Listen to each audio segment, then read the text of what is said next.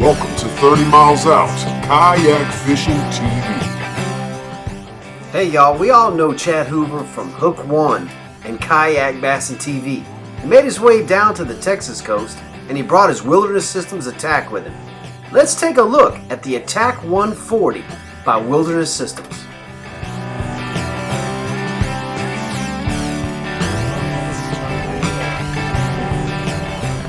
Chad, tell me about this. They call it the ATAK?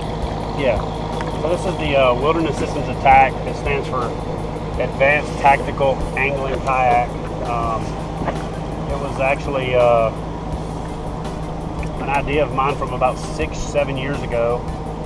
Submitted the idea, got the green light on the project, and then literally Hans Newts from Confluence took this thing to a whole nother level.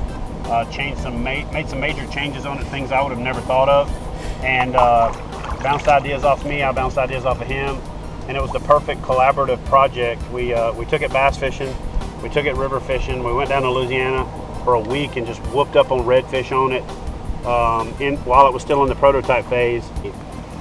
We were able to have some creative freedom and spend some money on multiple plugs, and that's a early stage mold. We moved a lot of things around and then moved them around again and then moved them around again and came up with what I think is the ultimate fishing boat, especially for this kind of flats fishing.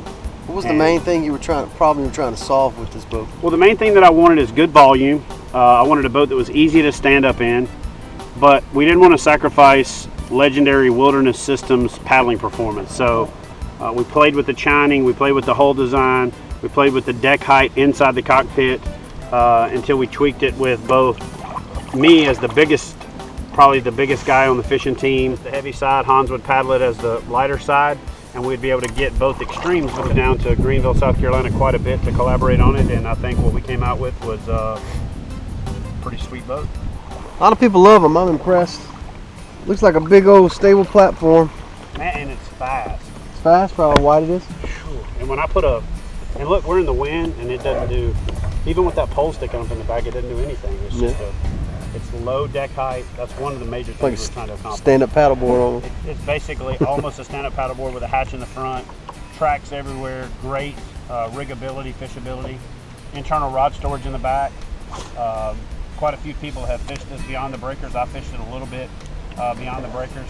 I'm spoiled. I kind of get to pick the boat I want, so if I'm going to go offshore, I'm going to jump in a Tarpon 160 or a Thresher. Right. But it definitely will perform in that environment. Sure. And you know, it literally is a soft plastic. It's a plastic, soft body flats boat.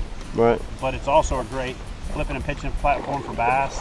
The electronics integration to where you can just drop it in, take it out is huge.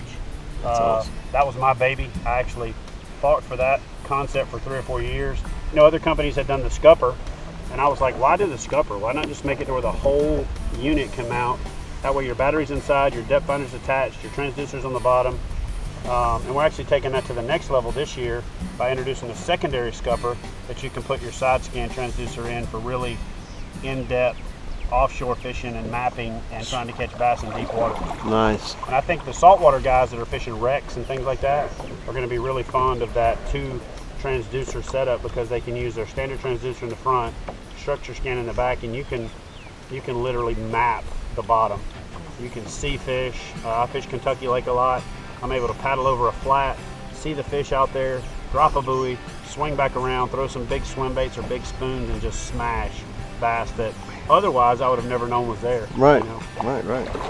It cuts the time to find fish, you know, substantially. There you go. The ATAK. I like it. Overall, I was pretty impressed with the Wilderness Systems ATAK. It's a very large boat at 14 foot, pretty wide. It's a big stable platform though. You can stand on it. It's got the AirPro seat that puts you up kind of high so you can sight cast. I like this thing.